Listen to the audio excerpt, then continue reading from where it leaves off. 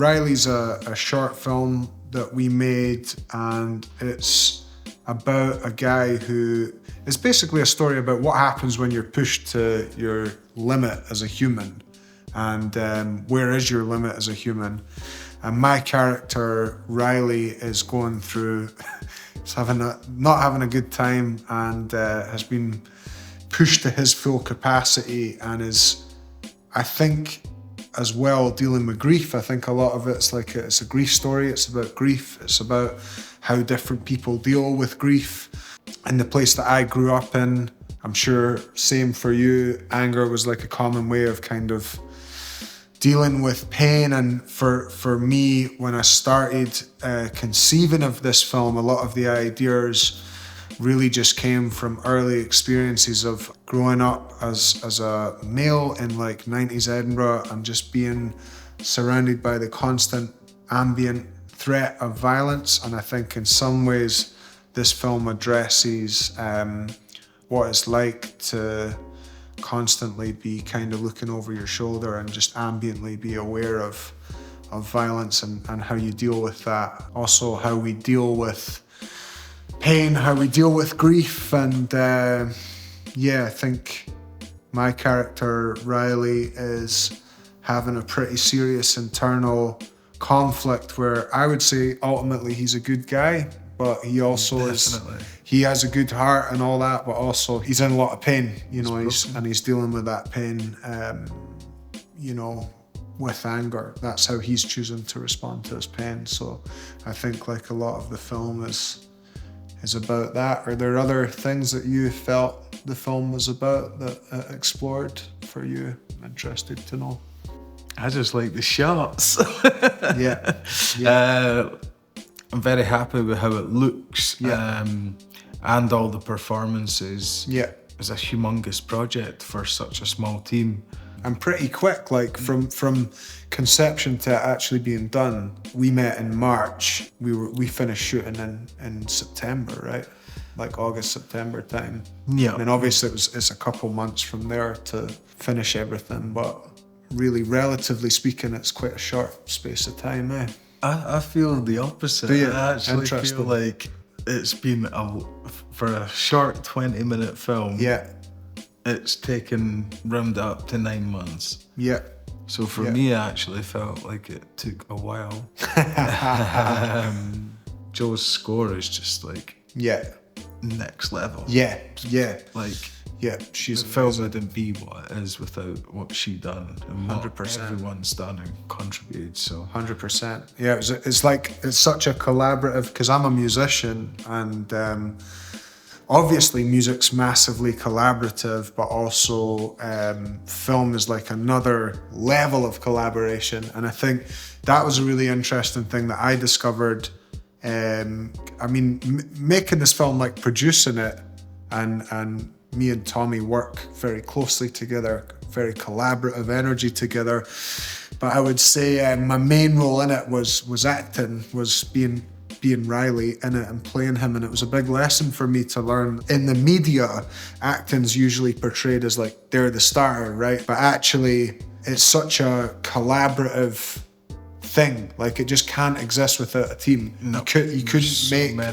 There's so many components, and there's so many stages, and like every stage has so many different components as well. So it's a weird comparison, but actually for me it was almost closer to working on a building site. It reminded me of that ethic and that kind of unit, like the hands-on and it's only as good as every single person that's in the squad and all that. So yeah, definitely shout outs to everyone that was like Chris Howden that did the sound, also like built sets, and he like I don't want to ruin anything that's in the film, but there's some stuff that we did in the film that we definitely couldn't have done without Chris. Equally Tala, who did lighting, but also was doing, driving, was doing loads of different. Everyone behind just the scenes photography he was doing.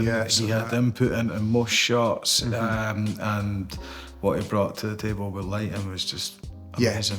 Totally, yeah. So everyone that was involved in it, like, couldn't have asked for more from everyone. And I think that you'll see that in the film. It's hopefully the best it can be for being a short film. Yeah. Small team. 100%. And you learn, I think the thing I learned as well is how my brother's a filmmaker, and he said to me, like, a no budget film's like $1 million. And I was like, what? That's loads. And then now I can see how, because it's like the amount of problems that you run into that it's like money would just fix them, right? There's so many like obstacles that money would certainly help with and fix. So, and we're resourceful. We're very, very resourceful, but there's only there's like, I feel like we maxed out. We scraped by. We scraped by. Because everything that we'd done, although it was amazing, like the sets and all the different locations, they were all amazing. The lighting was great. Audio, super happy with. I still think it was like we were scraping by. But I'm still, at the same time, I'm still super happy and proud of the result. But like, we done it ourselves and we scraped by, and I'm happy with it. Yeah. But it would be amazing to see the difference. 100%. With. Yeah, I'd probably be apologising to less people right now if we'd had more funds when we were making it. I spent like 2 weeks after it basically apologising to pretty much everyone that was involved in it. It was like the aftermath of Riley. Jesus. Yeah. Quick one. What's your 2 favourite scenes without any spoilers? You go first, man. You shoot first. What's your favourite 2 scenes? I think when Tommy speaks to his mum. That's 100%. Visually, 100%. I can't really believe that we shot that. Like it's like performance-wise, convincing to me now.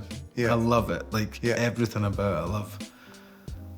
My favourite memories is actually seeing something back once we had everyone in place and we shot a scene. Like just knowing that we had started, that was a good thing for me. Yeah, and just hearing you talk there, I can think of what my favourite scene is, but I can't say because it'll give too much away about the story. But there was one scene that we shot that, like, put it this way, it's basically, you should only be able to shoot scenes like that in a big budget film. And I just remember thinking, there was a very specific window of time that we had to like make it happen. Jesus. And we made it happen, but also there was like, I'll be honest, there was like some health and safety stuff as the memory side of that I was like worried for my safety on a few points in this film.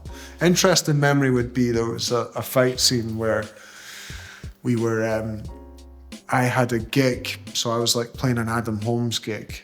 That was a weird day, actually, because we did like a whole day of shoot at the workshop and then drove to Glasgow. Stayed in character for the week, right? I did, yeah. So shooting, we were 5 days shooting, and Adam, when he sort of committed to Riley, he was pretty much Riley till the end. Yeah. But sorry, as you were saying, that day, which had intense scenes. It was so weird. Yeah, I got booked to do like a private show. So I drove, we did like a full day of shoot and then drove to Glasgow and I did a private show for this woman's like hen party. And then we drove back and we went to Muirhouse in Edinburgh and shot like a pretty intense fight scene. And then shot another, I don't want to ruin stuff, but it was a big, big day. In terms of being in character, there was things in the film that I just felt, the minute I can feel Riley right now as we're talking about him, I feel his energy like come into me. Do you know what I mean? And it gave me permission to go places or try things or do things that I just couldn't as Adam. Outside your comfort zone. Exactly. Well, it's not even outside my comfort. Life. Outside my life. It's not even a comfort zone. Because my life is my comfort zone, but it felt like really just having permission to, like that night in particular, just going in there and filming some, you'll see it. yeah, I couldn't be me and do the things that he did in that film, really. Or maybe I could. Maybe that's what the film's about. Who knows? Your favourite scene? One of mine's too, of Mother and Tommy Newlands having an argument. And just before that, Tommy had been in character the whole time. He'd been like, he stayed up all night. When you meet his character in the film, that'll make sense. But I remember we had to shoot that scene and we had like a short window of time to make that happen as well. Just the whole film was like that. You have very short windows of time to pull things off. And I remember Tommy went missing and we had to like send a driver. It was like driving around the location looking for him. And but then he came back and he was brilliant in that scene. I would say he needed that time away, I believe. But when he came back, it was very, very convincing. It is, yeah, because it really happened, because it was real. I think that we've managed to capture the main essence of the initial thing that we kind of set out to do when I watch it now. I think. You never really know, like when you, it gets further.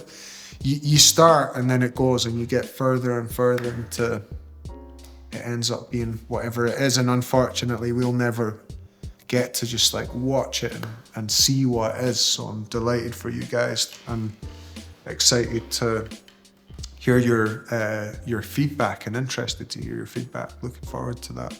Thanks very much for listening, guys. Appreciate you listening to our ramblings and really hope that you enjoy the film. Cheers, guys. Cheers.